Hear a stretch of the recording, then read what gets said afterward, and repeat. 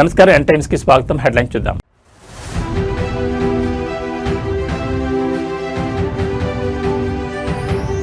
TDP digital Mahanadu సరికొత్త record. Virtual విధానంలో 7.50 లక్షల మంది హాజరు.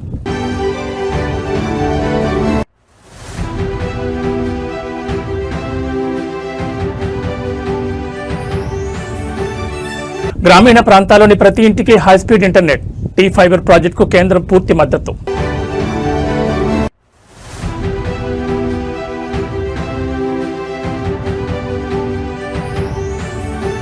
మౌలిక వస్తువుల కల్పనే లక్ష్యం. ప్రధాని మోదీ అధ్యక్షతన 51వ ప్రగతి ఉన్నత స్థాయి సమీక్ష.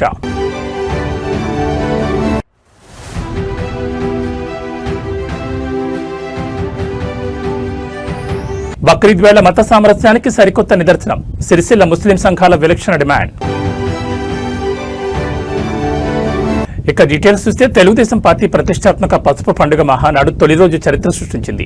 ప్రపంచ పరిస్థితుల దృష్ట్యా ఈసారి డిజిటల్ సాంకేతికతను జోడించి నిర్వహించిన హైబ్రిడ్ మోడల్ మహానాడు తొలి రోజు గ్రాండ్ సక్సెస్ అయింది. చరిత్రలో ఎన్నడూ లేని విధంగా ఏకంగా 7.50 లక్షల మంది కార్యకర్తలు, అభిమానులు ప్రపంచవ్యాప్తంగా వర్చువల్ విధానంలో హాజరై ఈ పసుపు పండుగను జయప్రదం చేశారు. రికార్డు సృష్టించడం, మళ్లీ వాటిని తిరగరాయడం ఒక్క తెలుగుదేశం పార్టీకే సాధ్యమని నిరూపించిన మహానాడు తొలి రోజు సంచలన హైలైట్ చూస్తే, ప్రతి ఏటా సాధారణంగా ఏదో ఒక నిర్ణీత నగరంలో లేదా మైదానంలో భారీ బహిరంగ సభగా జరిగే మహానాడును ఈసారి సాంకేతిక అద్భుతంతో ఏకంగా 1875 క్లస్టర్లకు విస్తరించింది. తెలుగుదేశం పార్టీ అధిష్టానం భౌతికంగా ఒకే చోట గుమిగూడే వీరులేని పరిస్థితుల నేపథ్యంలో వికేంద్రీకరణ పద్ధతిలో ఉభయ రాష్ట్రాలతో పాటు ప్రపంచవ్యాప్తంగా క్లస్టర్లను ఏర్పాటు చేశారు. దీనిపై అధినేత చంద్రబాబు నాయుడు హర్షం వ్యక్తం చేస్తూ, టెక్నాలజీని వాడుకోవడంలో టీడీపీ ఎల్లప్పుడూ ముందే ఉంటుందని, 7.50 లక్షల మందిని వర్చువల్ స్క్రీన్లపై ఏకం చేసి సరికొత్త రికార్డు సృష్టించామని గర్వంగా ప్రకటించారు. ఇక మహానాడు తొలి రోజు కేవలం వేడుకలకే పరిమితం కాకుండా భవిష్యత్ రాజకీయ, సామాజిక దిశానిర్దేశం చేసే 4 ప్రధాన తీర్మానాలపై సుదీర్ఘంగా చర్చించారు. మహిళా సాధికారతను చాటేలా స్త్రీశక్తి, క్షేత్రస్థాయి శ్రేణులకు గుర్తింపునిస్తూ కార్యకర్తే అధినేత, యువత ఆకాంక్షలకు ప్రతిరూపంగా యువగలం మరియు లబ్ధిదారుల సంక్షేమ జయంగా పేదల సేవలో అనే తీర్మానాలను ప్రవేశపెట్టి ఏకగ్రీవంగా ఆమోదించారు. 2 రాష్ట్రాల నుంచి క్లస్టర్ల వారీగా జూమ్ ద్వారా అనుసంధానమైన పలువురు ప్రతినిధులు ఈ తీర్మానాలపై తమ గళాన్ని వినిపించారు. ఈ కీలక వేదిక సాక్షిగా కూటమి ప్రభుత్వం అధికారంలోకి వచ్చిన తర్వాత గడిచిన 23 నెలల పాలనను నాయకులు అత్యంత నిశితంగా సమీక్షించుకున్నారు. తాము ప్రజలకు ఇచ్చిన సూపర్ 6 హామీల అమలు, ప్రగతి, క్షేత్రస్థాయిలో సాధించిన అభివృద్ధి మరియు సంక్షేమ కార్యక్రమాల డెలివరీపై ముఖ్యమంత్రి చంద్రబాబు నాయుడు సంతృప్తిని వ్యక్తం చేశారు. రాబోయే కాలంలో పార్టీని మరింత పటిష్టం చేస్తూ ప్రజల నమ్మకాన్ని నిలబెట్టుకునేలా ఎలాంటి వ్యూహాలతో ముందుకు వెళ్లాలో కార్యకర్తలకు దిశానిర్దేశం చేస్తూ భవిష్యత్తు లక్ష్యాలు నిర్దేశించారు.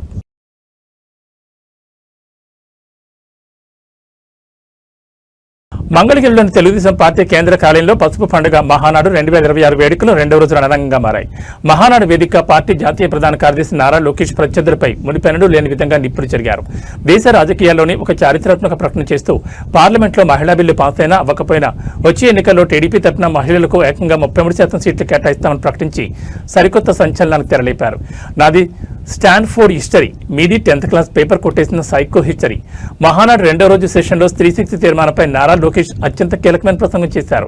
పార్లమెంట్లో బిల్లు పాస్ అయినా అవ్వకపోయినా తెలుగుదేశం పార్టీ తరఫున వచ్చే ఎన్నికల్లో మహిళలకు 33% సీట్లు కేటాయించి తీరుతాం. ఈ మేరకు మహానాడులో అధికారిక తీర్మానం ప్రవేశపెట్టాం. ఇది కేవలం మాట కాదు, మా సంకల్పం, మా బాధ్యత, మా కమిట్మెంట్ అంటూ లోకేష్ స్పష్టం చేశారు. ఈ చారిత్రాత్మక ప్రకటనతో మహానాడు సభ ప్రాంగణం ఒక్కసారిగా కరతాళధ్వనులతో మారుమోగిపోయింది. ఇదే వేదికపై నుండి ప్రతిపక్ష వైఎస్ఆర్ కాంగ్రెస్ పార్టీకి లోకేష్ ఓపెన్ ఛాలెంజ్ విసిరారు. కూటమి ప్రభుత్వ అభివృద్ధి, సంక్షేమ పాలనపై చర్చించడానికి తాము ఎప్పుడు సిద్ధమే అన్నారు. మీకు దమ్ముంటే టైం డేట్ ఫిక్స్ చేయండి. ఎక్కడైనా ఏ వేదికపైనా అభివృద్ధిపై చర్చకు నేను వస్తాను. అది ఆఫ్లైన్ అయినా లేదా హైబ్రిడ్ మోడల్ అయినా సరే. మీ టీం 11కు మాత్రమే మా చేతిలో బ్యాటింగ్ తప్పదంటూ ఎద్దేవా చేశారు. కూటమి ప్రభుత్వం గడిచిన 23 నెలలు సాధించిన ప్రగతిని ప్రజల ముందు ఉంచడానికి తాము సిద్ధంగా ఉన్నామని ధీమా వ్యక్తం చేశారు. ఇక వైఎస్ వివేకానంద రెడ్డి హత్య కేసును ప్రస్తావిస్తూ లోకేష్ అత్యంత తీవ్రమైన పదజాలంతో విరుచుకుపడ్డారు. సొంత బాబాయిని గొడ్డలతో దారుణంగా చంపింది నిజం కదా, సమాధానం చెప్పలేక దాన్ని గుండెపోటుగా చిత్రీకరించాలని చూశారు. అందుకే మీది పక్కా గొడ్డల పార్టీ, మీ నాయకుడు ఒక సైకో అంటూ మండిపడ్డారు. అంతేకాకుండా తన విద్యాభ్యాసాన్ని నిందిస్తూ విమర్శలు చేసేవారికి గట్టి కౌంటర్ ఇస్తూ 10th క్లాస్ పరీక్షా పేపర్ కొట్టేసిన నల్లటి చరిత్ర మీ సైకోది. అయితే ప్రపంచంలోని అత్యుత్తమైన స్టాన్ఫోర్డ్ విశ్వవిద్యాలయంలో చదువుకున్న గొప్ప హిస్టరీ నాది అంటూ లోకేష్ సభావిస్తారు.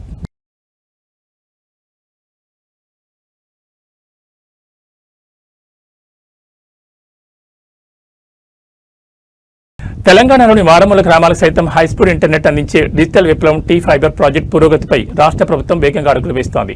ఈ ప్రాజెక్టు పనుల పురోగతి మరియు కేంద్ర ప్రభుత్వ సహకారంపై ముఖ్యమంత్రి రేవంత్ రెడ్డి కేంద్ర సమాచార ఐటీ శాఖ మంత్రి జ్యోతిరాదిత్య సింధియాతో గురువారం ఒక కీలకమైన వీడియో కాన్ఫరెన్స్ నిర్వహించారు. రాష్ట్ర సచివాలయం నుంచి జరిగిన ఈ ఉన్నత స్థాయి సమీక్షలో సీఎం రేవంత్ రెడ్డితో పాటు రాష్ట్ర ఐటీ పరిశ్రమల శాఖ మంత్రి దుద్దెల శ్రీధర్ బాబు, ప్రభుత్వ ప్రధాన కార్యదర్శి రామకృష్ణరావు మరియు ఐటీ శాఖకు చెందిన పలువురు ఉన్నతాధికారులు పాల్గొన్నారు. గ్రామీణ ప్రాంతాల్లోని ప్రతి ఇంటికి, ప్రభుత్వ కార్యాలయాలకు, పాఠశాలలకు డిజిటల్ కనెక్టివిటీని అనుసంధానించే టీ ఫైబర్ గ్రిడ్ పనుల ప్రస్తుత స్థితిగతులను కేంద్ర మంత్రికి సీఎం వివరించారు.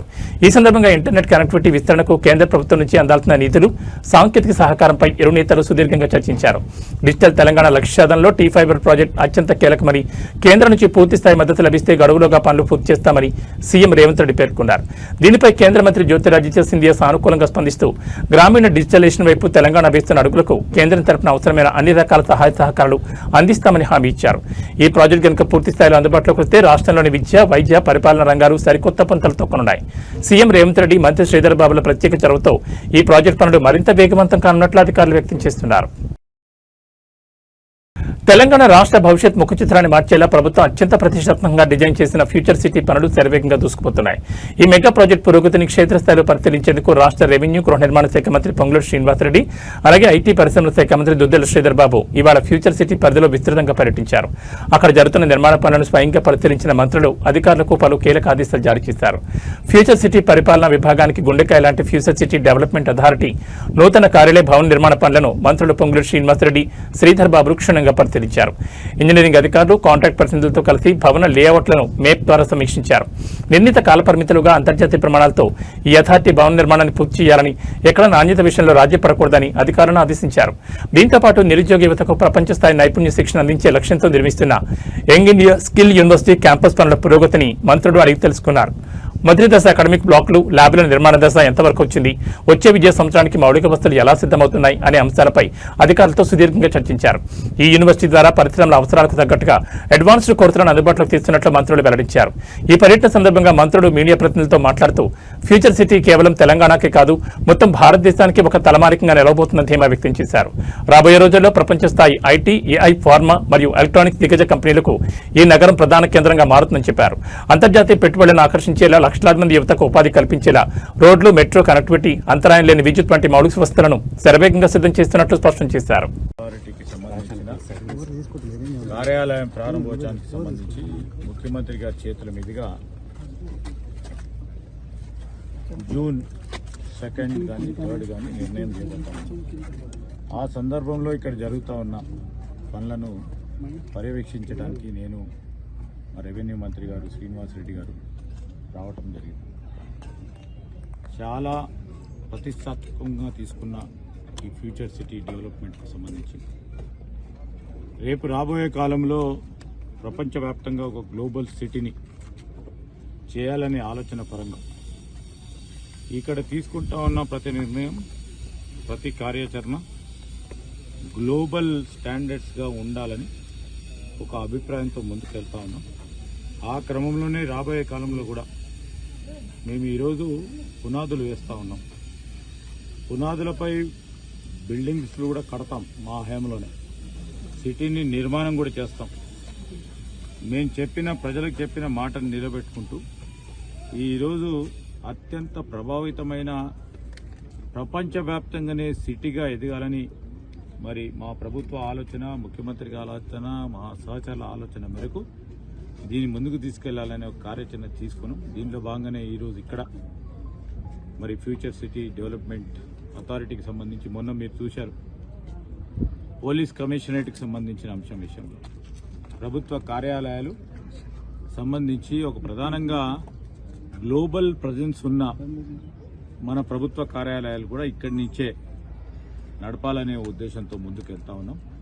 నేను మరి రెవెన్యూ మినిస్టర్ గారు ఈరోజు మేము అనుకుంటున్నాం ప్రత్యేకంగా నైపుణ్యానికి సంబంధించిన ఒక యూనివర్సిటీని ఏర్పాటు చేయాలని చెప్పటంతో పాటు చట్టం తీసుకొచ్చి, యాక్ట్ని తీసుకొచ్చి ఈరోజు యంగ్ ఇండియా స్కిల్స్ యూనివర్సిటీని ఏర్పాటు చేసుకున్నాం. అది టెంపరీ క్యాంపస్లో నడిపిస్తాం. సహచార మంత్రి వర్యులు అనుభవజ్ఞులు శ్రీధర్ బాబు గారు, నేను, అదే రకంగా శశాంక్ గారు, మిగతా ప్రతిష్టాత్మకంగా గౌరవ ముఖ్యమంత్రి రేవంత్ రెడ్డి గారి నాయకత్వంలోని ప్రభుత్వం ఫ్యూచర్ సిటీని ఒక కొత్త సిటీని ఫార్మేషన్ చేయటం కోసం ప్రభుత్వం వచ్చింది లగాయతూ ఇప్పటి వరకు అనేక ఆటుపోట్లు వచ్చినా వాటిని ఎదుర్కొంటూ ఒక్కొక్కటి పరిష్కరించుకుంటూ పాజిటివ్ వేలో ఈ ప్రాంతానికే కాదు, ఈ రాష్ట్రానికే కాదు, ఈ దేశానికే ఒక తలమానికే గల ఈ ఫ్యూచర్ సిటీని ఈ ప్రభుత్వం ఈనాడు తుది మెరుగులు దిద్దుతున్నదన్నది నిజం. ఇందాక మిత్రులు చెప్పినట్లు పాజిటివ్ వైబ్రేషన్స్తో కాకుండా మేము ఏదో నెగిటివ్ వైబ్రేషన్స్తో ఉంటే ఇది నెగిటివ్ అవుతుంది అని పగట కళలకు కనే వాళ్ళని కలనేయండి. వాళ్ళ కళలకు మేము అర్థం చెప్పలేము కదా.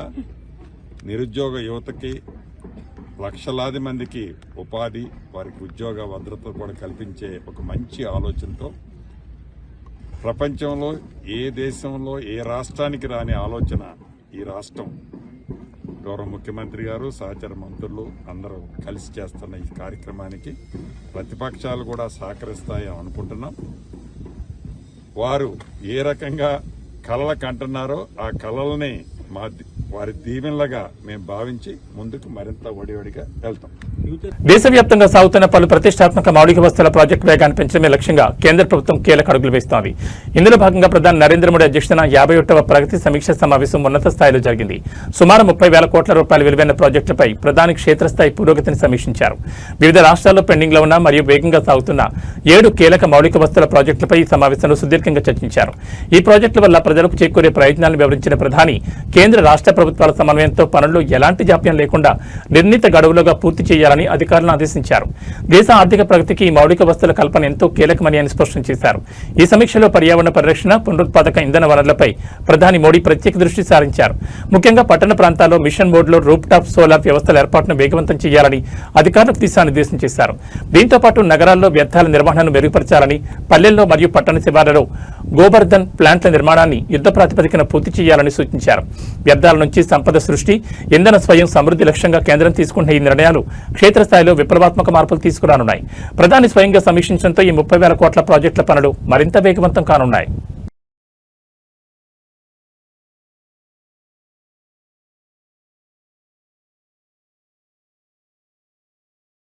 దేశ రాజకీయాల్లో అత్యంత సంచలన వార్త వెలుగులోకి వచ్చింది. పొరుగు రాష్ట్రమైన కర్ణాటకలో కాంగ్రెస్ ప్రభుత్వం భారీ మలుపు తిరిగింది. కర్ణాటక ముఖ్యమంత్రి పదవికి సిద్దరామయ్య రాజీనామా చేశారు. గత కొంతకాలంగా సాగుతున్న అంతర్గత రాజకీయ సమీకరణాలు, అధికార భాగస్వామ్య ఒప్పందాల నేపథ్యంలో సిద్దరామయ్య తన పదవి నుంచి తప్పుకుంటున్నట్లు అధికారికంగా ప్రకటించారు. బెంగళూరు వేదికగా ఇవాళ ఉదయం జరిగిన ఒక ఊహించని పరిణామం దేశవ్యాప్తంగా కాంగ్రెస్ శ్రేణుల్లో తీవ్ర చర్చనీయాంశంగా మారింది. ఇవాళ ఉదయం బెంగళూరులో ముఖ్యమంత్రి సిద్దరామయ్య నేతృత్వంలో ఒక ప్రత్యేక బ్రేక్ఫాస్ట్ మీటింగ్ ఏర్పాటు చేశారు. ఈ కీలక సమావేశంలోనే తాను సీఎం పదవికి రాజీనామా చేసినట్లు సిద్దరామయ్య బాంబు పేల్చారు. ఈ ప్రకటన విన్న వెంటనే అక్కడ ఒక్కసారిగా భావోద్వేగ వాతావరణం నెలకొంది. సిద్దరామయ్య నిర్ణయంతో తీవ్ర భావోద్వేగానికి లోనైన డిప్యూటీ సీఎం డీకే శివకుమార్ అందరి ముందే ముఖ్యమంత్రి సిద్దరామయ్యకు పాదాభివందనం చేసి తన గౌరవాన్ని చాటుకున్నారు. వెంటనే సిద్దరామయ్య సైతం డీకే శివకుమార్ను గట్టిగా ఆలింగనం చేసుకుని ఓదార్చారు. కర్ణాటక తదుపరి ముఖ్యమంత్రిగా డీకే శివకుమార్ పగ్గాలు చేపట్టబోతున్నారనే సంకేతాలను స్పష్టం చేస్తూ సిద్దరామయ్య డీకేకు మనస్ఫూర్తిగా ఆల్ ది బెస్ట్ చెప్పారు. దీంతో కర్ణాటక కాంగ్రెస్ లో సుదీర్ఘకాలంగా నడుస్తున్న అధికార మార్పిడి లొసుకులకు ఎట్టకేలకు తెరపడినట్లయింది. తన రాజీనామా పత్రాన్ని అధికారికంగా సమర్పించేందుకు సిద్దరామయ్య బెంగళూరు రాజ్భవన్ అధికారులను సంప్రదించారు. ఇవాళ మధ్యాహ్నంలోపు గవర్నర్ తావర్ చంద్ గెహ్లట్ ని కలిసి తన రాజీనామా లేఖను అందించేందుకు ఆయన అపాయింట్మెంట్ కోరినట్లు సీఎంఓ వర్గాలు ధృవీకరించాయి.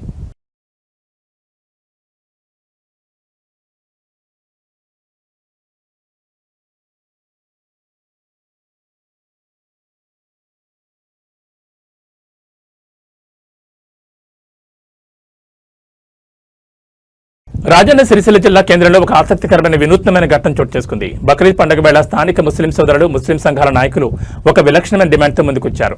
గోమాతను భారతదేశ జాతీయ జంతువుగా ప్రకటించాలంటూ వారు ప్లకార్డులు ప్రదర్శించడం ఇప్పుడు 2 రాష్ట్రాల్లోనూ చర్చనీయాంశంగా మారింది. ఈ రోజు ఉదయం బక్రీద్ పండుగ ప్రార్థనల అనంతరం సిరిసిల్లలో ముస్లిం సంఘాల ప్రతినిధులు, యువకులు పెద్ద ఎత్తున రోడ్లపైకి వచ్చారు. వారి చేతుల్లో ఆవును జాతీయ జంతువుగా ప్రకటించాలని రాసి ఉన్న ప్లకార్డులు అందరినీ ఆకర్షించాయి. దేశంలో మత సామరస్యం వర్ధిల్లాలని, హిందువులు పవిత్రంగా భావించే గోమాతకు అత్యున్నత గౌరవం దక్కాలని సందర్భంగా వారు ఆకాంక్షించారు. పండగ రోజున ఇలాంటి డిమాండ్ చేయడం ద్వారా సమాజానికి ఒక మంచి సందేశాన్ని ఇస్తున్నామని వారు పేర్కొన్నారు. ఈ సందర్భంగా ముస్లిం సంఘాల నాయకులు మాట్లాడుతూ భారతదేశం భిన్నత్వంలో ఏకత్వానికి ప్రతీకని, అన్ని మతాల ఆచారాలను నమ్మకాలను గౌరవించడం అందరి బాధ్యతని స్పష్టం చేశారు. పరస్పర గౌరవభావంతోనే దేశం ముందడుగు వేస్తుందని కేంద్ర ప్రభుత్వం తక్షణమే స్పందించి ఆవుకు జాతీయ జంతువు హోదా కల్పించేలా చట్ట సవరణ చేయాలని కోరారు. పండగ పూట సిరిసిల్ల ముస్లిం సోదరులు తీసుకున్న ఈ విషయంపై స్థానిక ప్రజల నుంచి, వివిధ వర్గాల నుంచి పెద్ద ఎత్తున ప్రశంసలు వ్యక్తమవుతున్నాయి.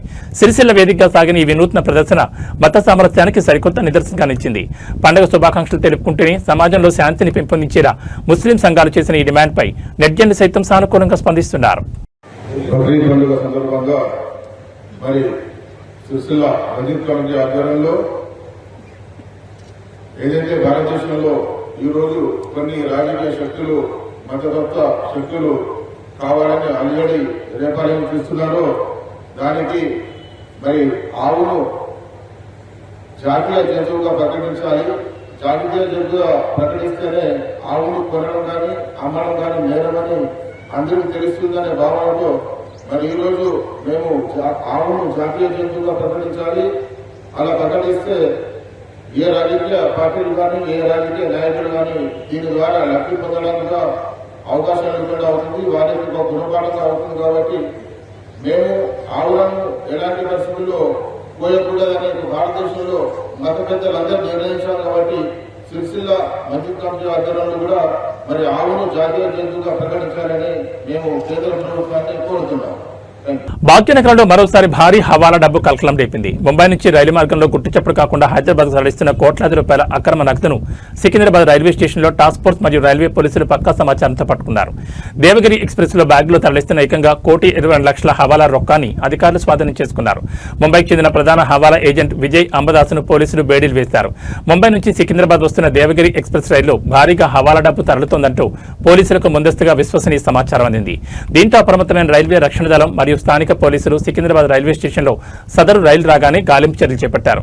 ఒక బోగీలో అత్యంత అనుమానాస్పదంగా భారీ ట్రావెల్ బ్యాగ్లతో కూర్చుని ఉన్న ముంబైకి చెందిన విజయ్ అంబదాస్ అనే వ్యక్తిని పోలీసులు అదుపులోకి తీసుకున్నారు. అతని వద్ద ఉన్న లగేజీని క్షుణ్ణంగా తనిఖీ చేయగా అధికారుల మైండ్ బ్లాక్ అయింది. నిందితుడు విజయ్ అంబదాస్ తీసుకొచ్చిన బ్యాగులను తెరిచి చూడగా అందులో వందల కొద్దీ 500 రూపాయల నోట్ల కట్టలు లభ్యమయ్యాయి.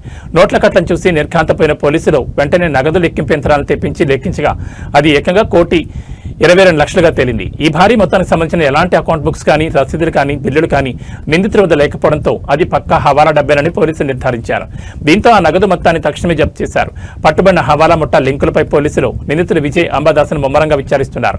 ముంబైకి చెందిన ఏ హవాలా వ్యాపారి ఈ డబ్బును పంపాడు, భాగ్యనగరంలో ఈ 1.22 కోట్లు ఎవరికి అందజేయాల్సి ఉంది, దీని వెనక ఏవైనా రాజకీయాలు లేదా రియల్ ఎస్టేట్ శక్తుల హస్తం ఉందా అనే కోణంలో ఆరా తీస్తున్నారు. కాగా పట్టుబడిన నగదు ₹1 కోట్లకు పైగా ఉన్నందున రైల్వే పోలీసులు ఈ కేసును తదుపరి విచారణ నిమిత్తం ఆదాయ పన్ను శాఖ అధికారులకు అప్పగించేందుకు సిద్ధమయ్యారు.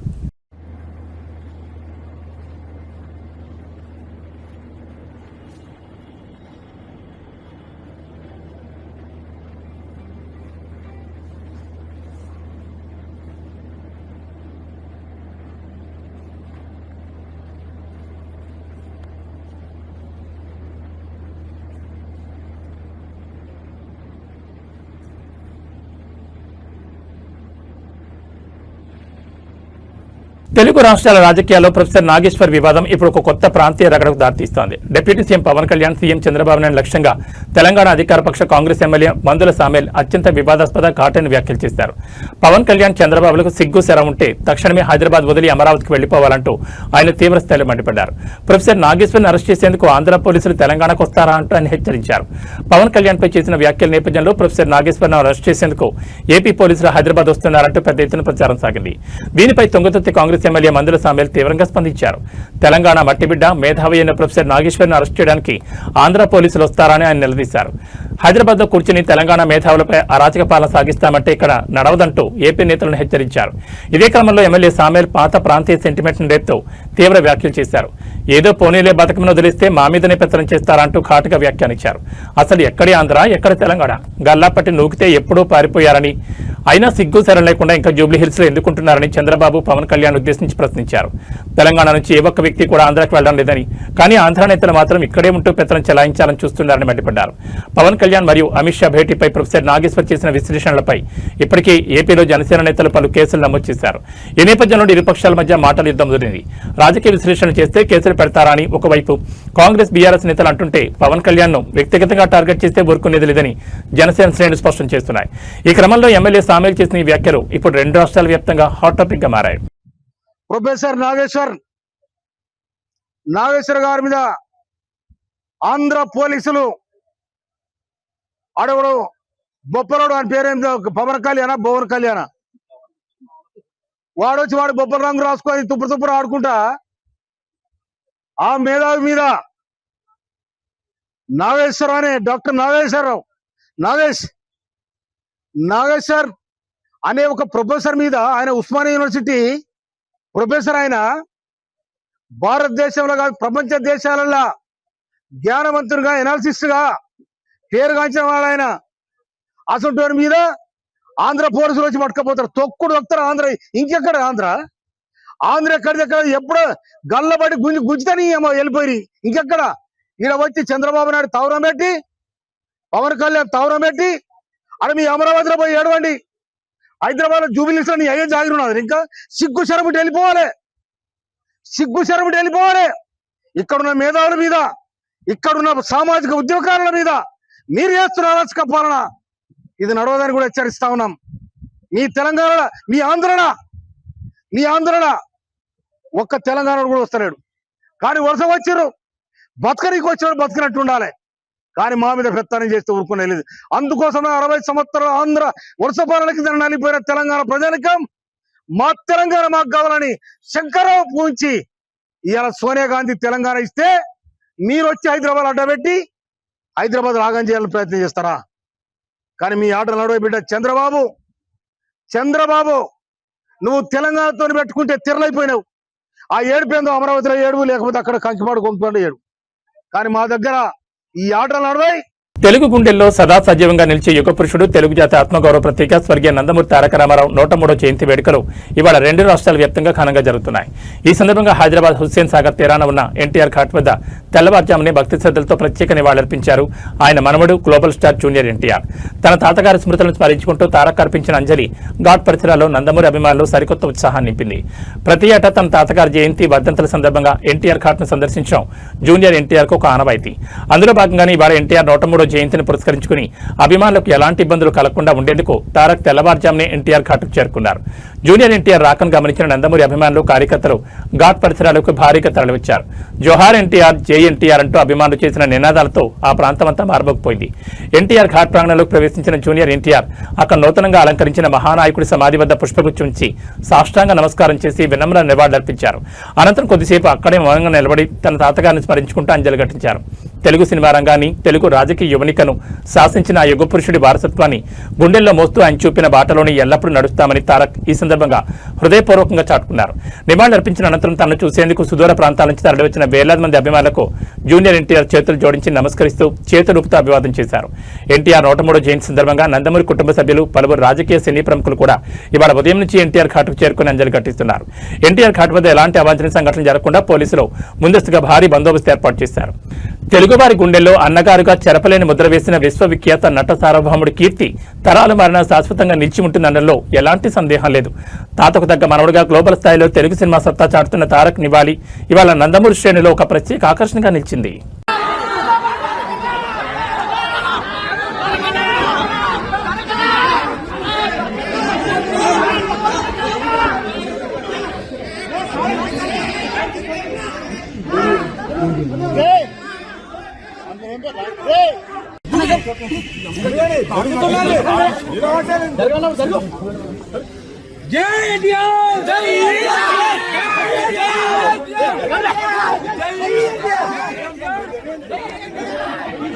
దేశ అంతర్గత భద్రత మరియు సరిహద్దు రక్షణ విషయంలో కేంద్ర ప్రభుత్వం అత్యంత సంచలన చారిత్రాత్మక నిర్ణయంతో ముందడుగు వేసింది. నక్సలిజాన్ని దేశం నుండి దాదాపుగా తుడిచిపెట్టిన కేంద్ర హోంమంత్రిత్వ శాఖ ఇప్పుడు తన తదుపరి లక్ష్యాన్ని నిర్దేశించుకుంది. సరిహద్దు జిల్లాలో శరవేగంగా మారుతున్న అసహజమైన జనాభా మార్పులపై, చొరబాటుదారులపై దేశ చరిత్రలోని మునిపెన్నడూ లేనంత అతిపెద్ద ప్రహారానికి ఆదేశాలు జారీ అయ్యాయి. దేశ సరిహద్దుకు ఇరువైపులా ఉన్న 15 కిలోమీటర్ల పరిధిలోని అన్ని రకాల అక్రమ నిర్మాణాలను బుల్డోజర్ల ద్వారా పూర్తిగా కూల్చివేయాలని కేంద్ర హోంమంత్రి ఆదేశించడం ఇప్పుడు దేశవ్యాప్తంగా సంచలనం రేపుతోంది. గతంలో నక్సలైట్లను, నక్సలిజాన్ని పూర్తిగా దేశం నుండి తుడిచిపెట్టడానికి కేంద్ర ప్రభుత్వం ఒక నిర్దిష్టమైన గడువును ప్రకటించినప్పుడు చాలా మంది ప్రతిపక్ష నేతలు, విశ్లేషకులు ఎగతాళి చేస్తున్నారు. 50 ఏళ్లుగా దేశాన్ని పట్టుపడిస్తున్న ఇంత పెద్ద అంతర్గత సమస్యను వీరు ఎలా ముగిస్తారు అని ప్రశ్నించారు. కానీ కేంద్ర హోంమంత్రిత్వ శాఖ పక్కా వ్యూహంతో భద్రతా బలగాలకు పూర్తి స్వేచ్ఛనిచ్చి నేడు ఆ సమస్యను దాదాపుగా ముగించి చూపించింది. ఇప్పుడు అదే తరహా పక్కా ఆపరేషన్ దేశ సరిహద్దులను అక్రమంగా దాటివచ్చే వారిపై మొదలైంది.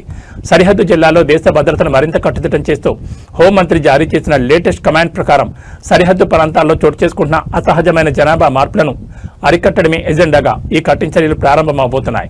రక్షణ కవచం లాంటి సరిహద్దు రేఖకు ఇరువైపులా 15 కిలోమీటర్ల జోన్లో వెలిసిన ఎలాంటి అనుమతులు లేని అక్రమ కట్టడాలను, ఆశ్రయాలను బుల్డోజర్లతో నేలమట్టం చేయనున్నారు.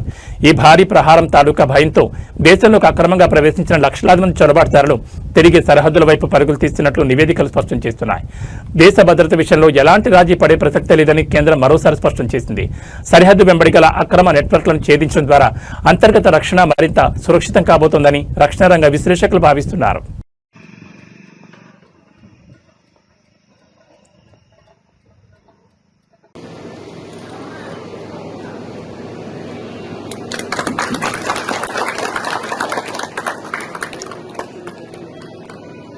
జై తెలుగుదేశం, జై తెలుగుదేశం, జై తెలుగుదేశం, చంద్రబాబు నాయుడు గారి నాయకత్వం. 3 నెలల వరకు రాష్ట్రం గొంగళమయం, ఎక్కడా ఇది ఉంటే కాదు. TDP does not do politics for the next election.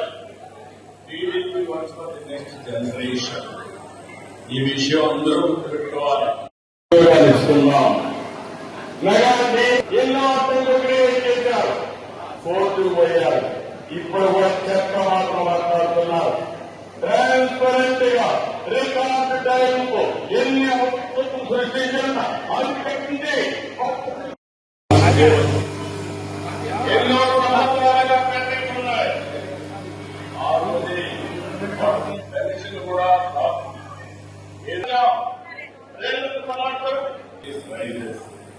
యువ శక్తిని సమర్థవంతంగా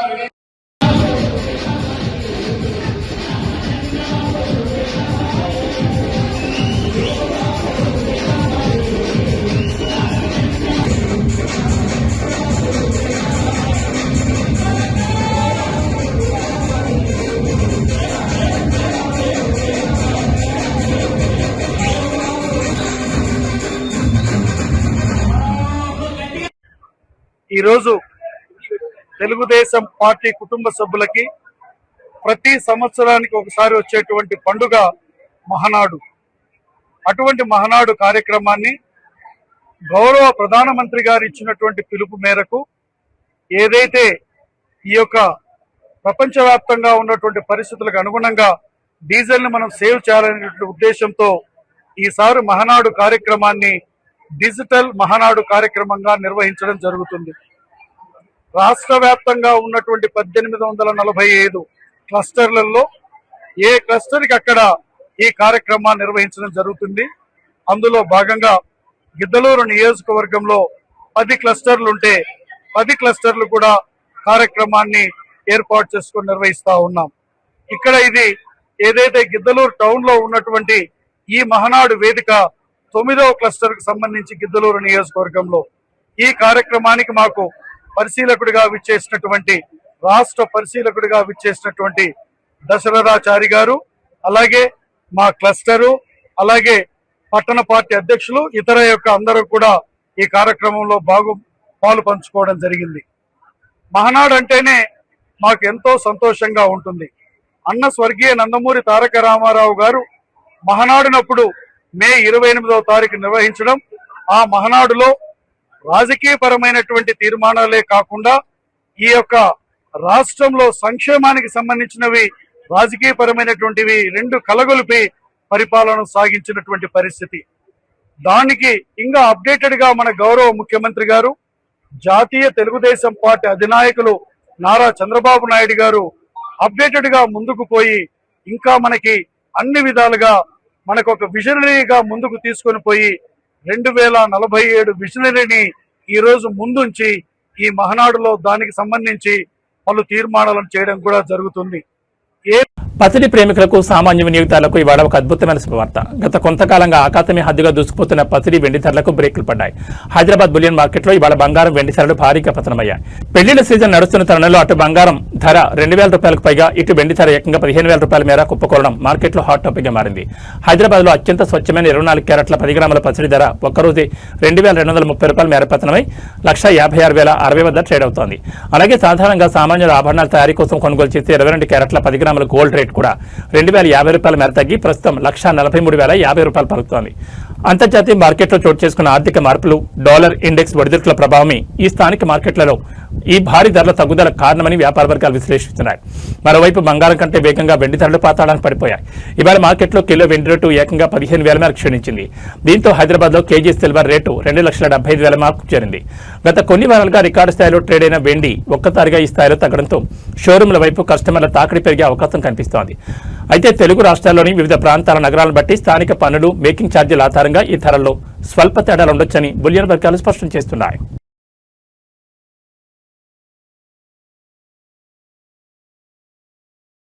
ఈ బులెటిన్ విశేషాలు. నమస్కారం.